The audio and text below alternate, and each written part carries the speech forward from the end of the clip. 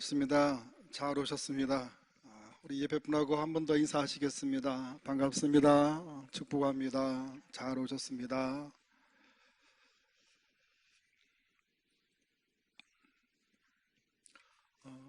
우리가 자신의 정체성을 아는 것은 굉장히 중요한 일입니다. 왜냐하면 그 정체성이 자신의 인생이 되기 때문입니다. 만약에 사람이 잘못된 정체성을 가지고 살아간다면 그 삶은 혼란스럽고 힘들 수밖에 없습니다. 잘못된 정체성으로 범죄자들이 생겨나게 되는 겁니다. 그런데 사람의 정체성은 자신의 신분이 무엇인지를 아는 것에서부터 비롯되어집니다. 여러분은 자신의 신분이 무엇인지 알고 계십니까?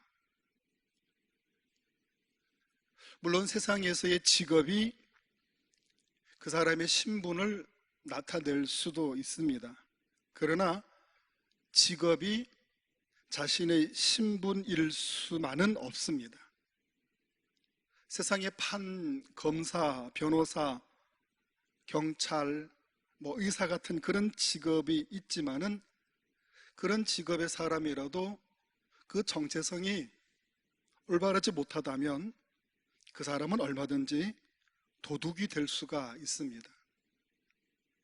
그래서 그 사람의 직업이 그 사람의 신분을 나타내는 것은 아닙니다. 이 세상에서의 신분, 진짜 그것이 자신이 될 수 있으려면 어떻게 해야 되겠습니까? 우리는 어떻습니까? 우리의 진짜 신분은 무엇입니까? 여러분의 신분은 무엇입니까? 우리가 교회에서 목사, 장로, 권사, 안수 집사, 서리 집사가 우리의 신분입니까?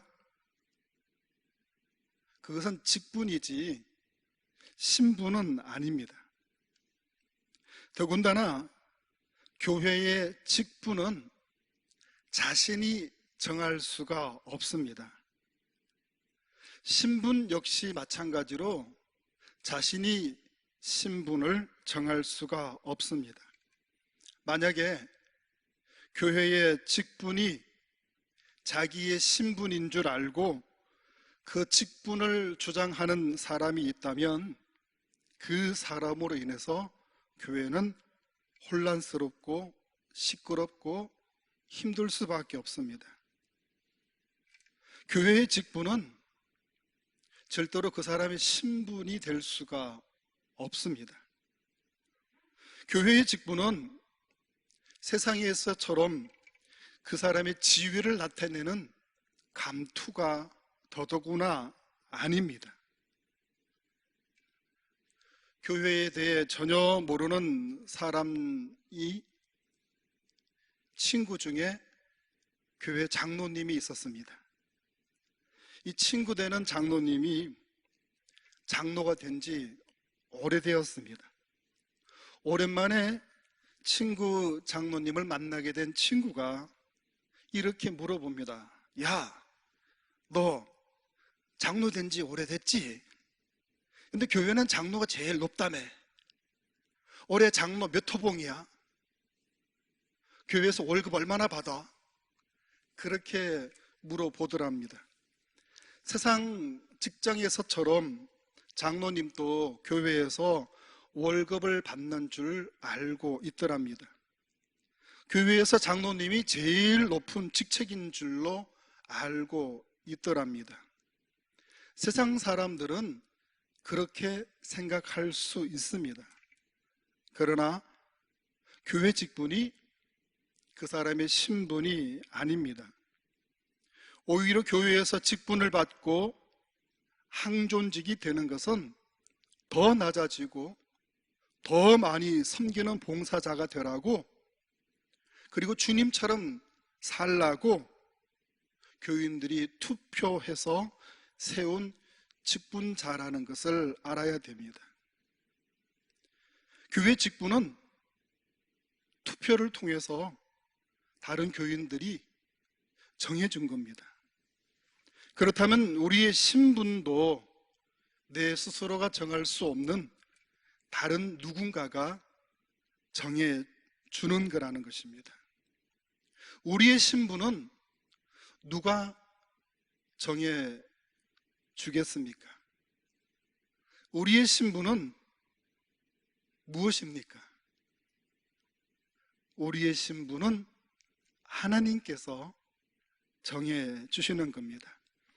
하나님께서 우리를 하나님의 자녀로 불러주셨습니다. 하나님의 자녀가 우리의 신분인 줄로 믿으시기 바랍니다. 하나님의 자녀가 우리의 신분입니다. 맞습니까? 아멘. 우리의 신분이 누구라고요? 하나님의 자녀입니다. 우리가 목사, 장로, 권사, 집사가 우리의 신분이 아닙니다. 누가 교회에서 너의 신분은 무엇이냐고 물어보면 나 교회 집사인데 그렇게 말하면 틀린 겁니다. 우리의 신분은 무엇이라고요? 하나님의 자녀입니다. 이 하나님의 자녀에게는 고난이 주어집니다. 이 고난이 무슨 고난이겠습니까? 오늘 말씀을 보면 상속 고난이 주어집니다. 하나님의 자녀가 되어졌기 때문에 우리는 하늘의 유업을 이어받는 상속자가 된 것입니다. 그러나 우리가 하나님의 자녀가 되기 전에는 이런 고난이 없습니다. 하나님의 자녀가 되는 고난은 예수 그리스도께서 우리에게 오신 이후로 주어진 겁니다. 오늘 말씀을 보면 예수님이 오시기 전에 우리에게는 후견인과 청지기 아래에 있었다라고 말씀을 합니다.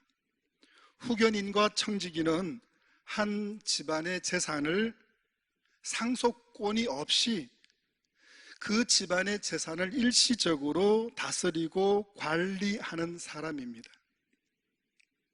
성경 말씀에는 율법이 바로 이 후견인과 청지기였다고 말씀을 합니다.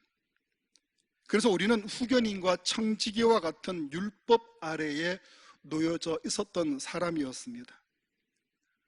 그러면서도 그 율법을 우리가 다 지킬 수가 있었습니까? 지난번에 말씀드렸듯이 율법을 우리가 다 지킬 수가 없는, 율법 아래 있으면서 우리는 점점 더 우리는 연약하고 무력하고 나약한 존재라는 것을 깨닫는 율법의 종노릇 할 수밖에 없는 자였다라는 것입니다.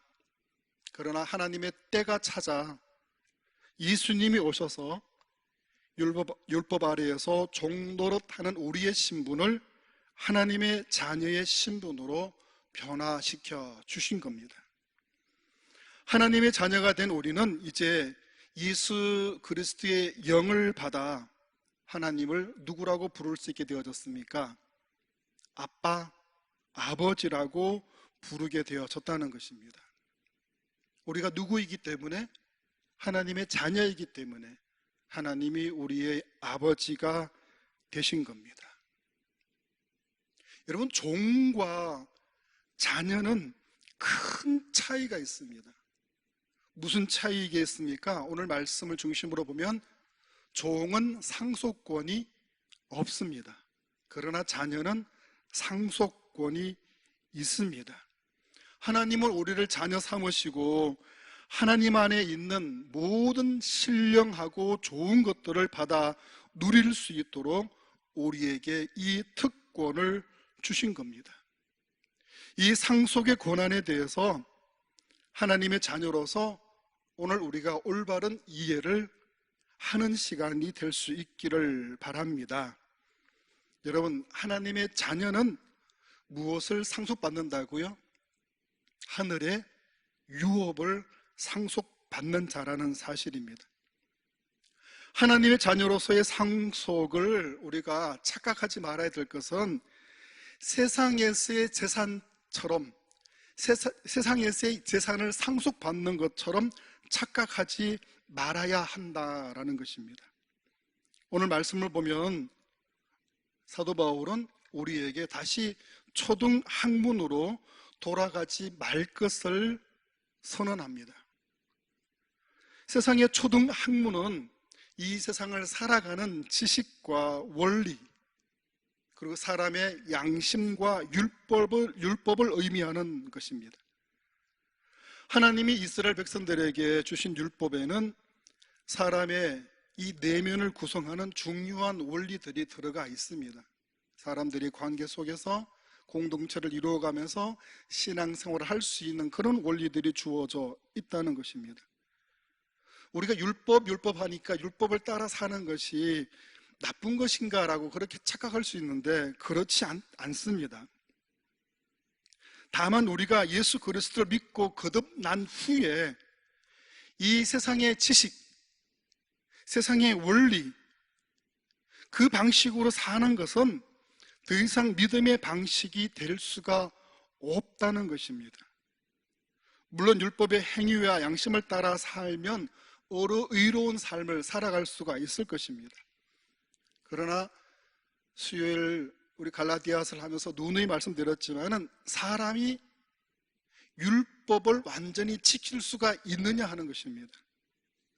특히나 사람은 전적으로 타락하고 부패한 존재이기 때문에 그 율법을 지킬 수 있는 가능성은 제로입니다. 0%입니다. 오히려 율법을 지키려다가 율법의 노예로 거기에 얽매여서 그 속박에 묶여가지고 자유롭지 못한 삶을 살아갈 수밖에 없다는 사실입니다. 그러나 이제 우리에게 믿음을 통해 하나님의 자녀가 되게 해주셨고 이 세상 초등학문에서 자유롭게 우리를 인도해 주셨다라는 것입니다.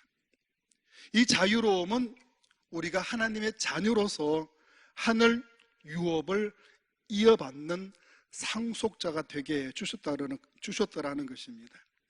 그래서 우리가 이제 하나님의 자녀로서 하늘 유업의 상속자가 되었다는 사실을 오늘 말씀을 통해 명심하시고 우리 다음 이야기를 또 들어주실 수 있기를 바랍니다. 하나님의 자녀로서 하늘의 유업을 이어받을 상속자가 바로 우리다 라는 겁니다. 세상에는 많은 종교들이 있습니다. 근데 다른 종교들도 신앙이 있습니다. 그 신앙의 성장을 위해서 나름대로 영성 훈련을 합니다. 불교는 속세를 떠나가지고 깊은 산중에 사찰을 짓고 사람들이 찾아오지 못하는 곳에서 여름에는 하안거, 겨울에는 동안거를 2달이나 3달씩 합니다. 일반 불교 신자들도 템플스테이 이런 것도 요즘 많이 하지만은 정말 머리를 빡빡 밀고 승복을 입고 한 2달, 3달 동안 그렇게 무건 수행이나 면벽 수행을 합니다. 왜요? 그 신앙이 자라날 수 있도록 영성 훈련을 한다는 겁니다. 카톨릭도 사람들과 동떨어져 있는 곳에 수도원을 짓고 또는 피정의 집을 세워가지고 노동과 기도로 영성 훈련의 시간을 가집니다. 그러면 우리 기독교는 어떻습니까?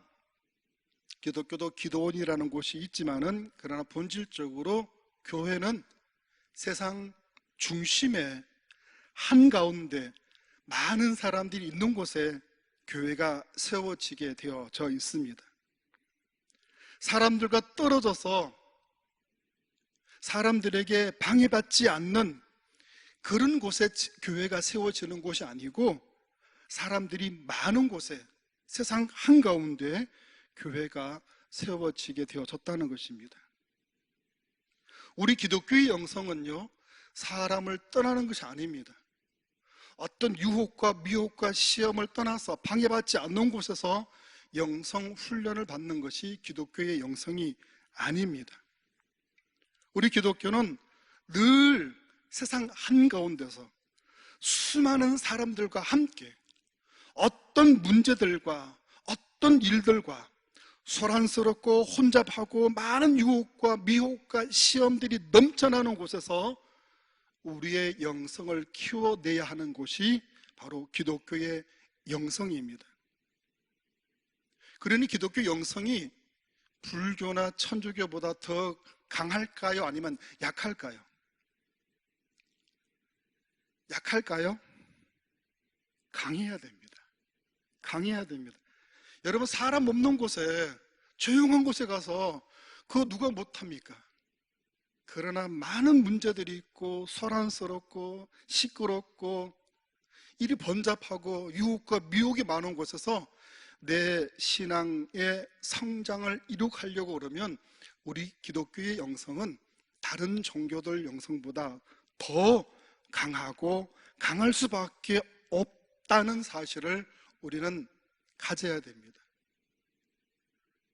그래서 우리 기독교 영성은요, 자칫 잘못하면 이 세상에 몰입이 되어져서 그냥 퇴보하든가 아니면 이 세상에서 우뚝 서서 남들을 끌고 나갈 수 있는 그런 신앙이라는 사실을 우리가 알아야 됩니다. 그런데 이런 우리의 영성이 세상 초등 학문의 지식과 그 율법의 방식으로는 절대로 될 수가 없다는 사실을 명심해야 됩니다. 우리의 영성은 우리가 누구다? 하나님의 자녀이다. 우리는 하나님의 자녀로서 무엇을 유업으로 받았다? 하늘의 유업을 이어받은 자라는 이 사실이 분명해야, 이 사실이 확실해야 이 세상에서 하나님의 자녀답게 하늘의 유업을 받은 자로 살아갈 수 있는 능력이 주어진다는 사실을 잊지 마시기를 바랍니다. 잊지 마시기 바랍니다. 돌았으면 잊어버리려고 극하죠. 잊지 마시기 바랍니다. 요한복음 1장 12절 말씀, 우리 잘 아는 말씀인데 우리 같이 한번 읽어봅니다. 영접하는 자, 곧 그 이름을 믿는 자들에게는 하나님의 자녀가 되는 권세를 주셨으니 아멘. 우리는 하나님의 자녀로 부름받았고 하나님의 자녀에게는 권세가 주어졌습니다. 하늘의 권세는 우리를 담대하게 만듭니다. 더 이상 이 세상에서의 욕심으로 살아가지 않는 그런 특권이 우리에게 주어졌습니다. 세상의 탐욕, 물욕, 정욕으로 살아가지 않습니다. 또는 부족함을 느끼는 자격지심으로 가지지 못했다고 하는 그 부끄러움으로 남들보다 못하다 하는 열등감으로 살아가지 않게 해주셨습니다. 왜 그렇습니까? 우리는 누구이기 때문에? 우리는 하나님의 자녀이기 때문에. 우리는 하나님의 자녀로서 아버지 되시는 하나님께 언제든지 나아갈 수가 있는 자라는 사실입니다. 이제 우리는 언제라도 예수님의 이름을 힘입어 하나님께 나아감으로 이 세상에서 하나님의 자녀로서의 권세와 특권과 축복을 풍성히 누릴 수 있다는 사실을 명심하실 수 있기를 축원드립니다. 아버지를 참 좋아하는 어린 아들이 있었습니다. 하루는 아버지가 서재에서 글을 쓰고 있는데 노크 소리가 들립니다. 아버지는 이 노크 소리만 들어도 문 밖에 누가 서 있는지 알 수 있었습니다. 누구니? 들어와라. 그때 귀여운 아들이 문을 살며시 열고 들어옵니다. 그래, 아빠가 뭐 해줄까? 어린 아들은 고개를 가로저으며 말합니다. 아니요, 그저 아빠하고 같이 있고 싶어서 들어왔어요. 그리고는 어린 아들은 서재 한 구석에서 조용히 앉아서 천진난만하게 자기 장난감을 가지고 홀로 놀고 있는 겁니다. 글을 쓰던 아빠는 조용히 아들을 바라보며 이렇게 생각을 합니다. 만약에 여기 아빠가 없다면 저 아이는 저렇게 행복하게 놀 수가 있었을까? 어린 아들은 아빠가 자기에게 무엇을 해주기를 바라는 마음으로 아빠 곁에 온 것이 아닙니다. 그저 아빠와 함께 있고 싶었던 겁니다. 아빠와 함께 있는 것만으로 어린 아들은 행복했던 겁니다. 그런데 세상에는 어리석은 아들들이 많습니다. 아버지와 함께 곁에 있는 것보다 아버지로부터 상속받는 것에만 마음을 두는 사람들이 많습니다. 아버지로부터 누릴 혜택에 눈이 어두워서 아버지와의 관계보다 아버지가 갖고 있는 것들에 군침을 흘리는 자들이 있습니다. 우리 아버지 하나님은 우리와 함께 있기를 원하십니다.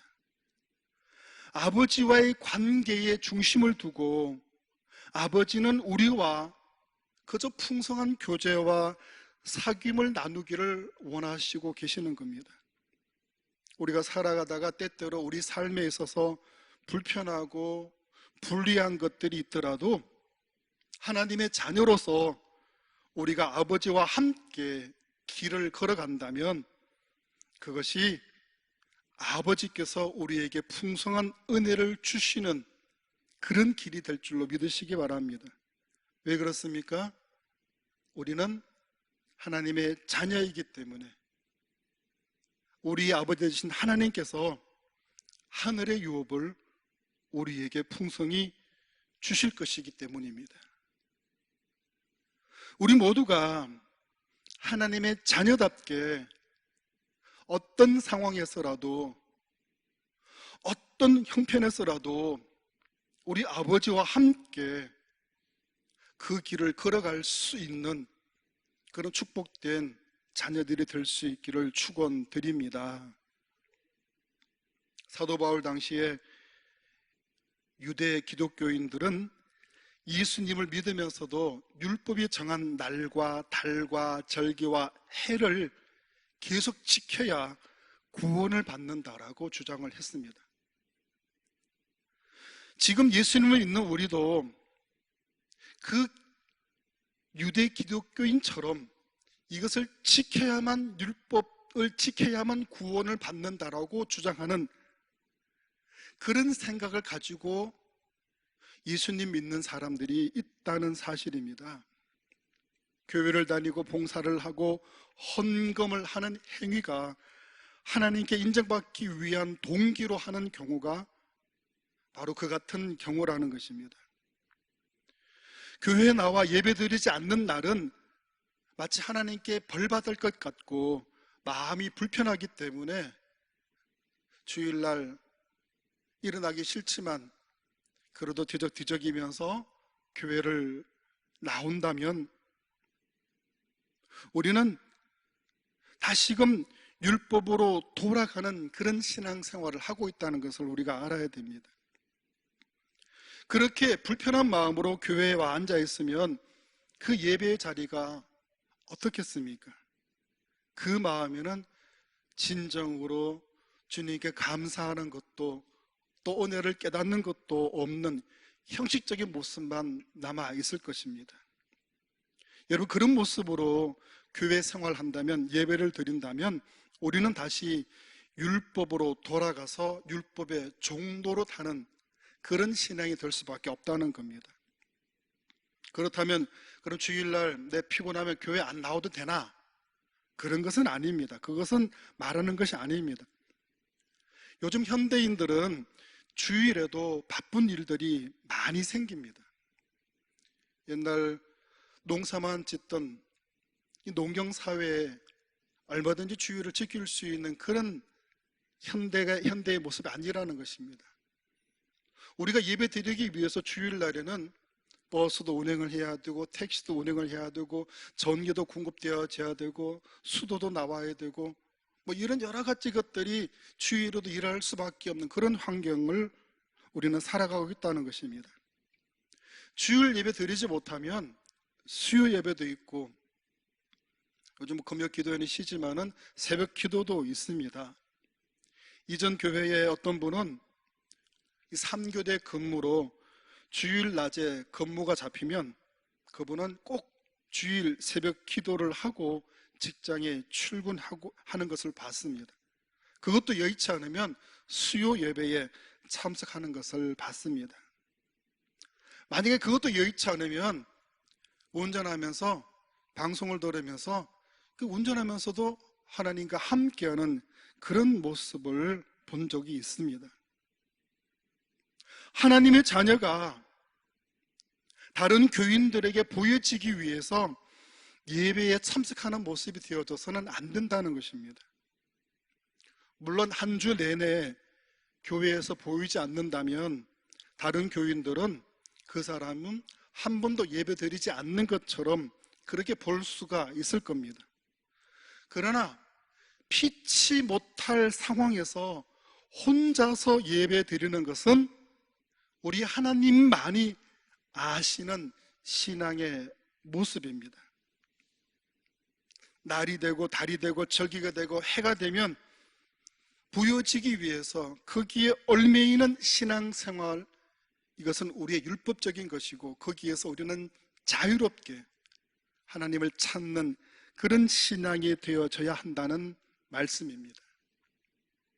요한계시록 2장 23절 말씀 우리 같이 읽어봅니다. 모든 교회가, 우리 같이 읽어봅니다. 모든 교회가 나는 사람의 뜻과 마음을 살피는 자인 줄 알지라. 내가 너희 각 사람의 행위대로 갚아주리라. 아멘. 하나님은 우리의 속 마음을 보시는 분이십니다. 겉으로 드러나는 행동에 마음이 없는 것보다 겉으로는 좀 부족함이 있어도 마음이 담긴 신앙생활을 우리 하나님께서는 더 귀하게 보시는 겁니다. 우리는 하나님의 자녀로서 자녀의 신분에 맞는 그런 마음과 행실의 신앙생활을 할 수 있기를 바랍니다. 예배를 드려도 자녀답게 하나님의 은혜를 깨닫는 풍성한 예배를 사모하실 수 있기를 바랍니다. 세상에 나가서 지내도 하나님의 자녀로서 무엇을 해도 하나님의 은혜가 깨달아지는 그런 삶을 살아갈 수 있기를 축원드립니다. 어떤 상황에서도 하나님의 은혜 가운데 하나님의 자녀로서의 그 삶을 살아가는 것을 잊지 않는 우리 성도들이 될 수 있기를 축원드립니다. 우리가 전에는 종이었지만 이제는 하나님의 자녀라고 말씀하십니다.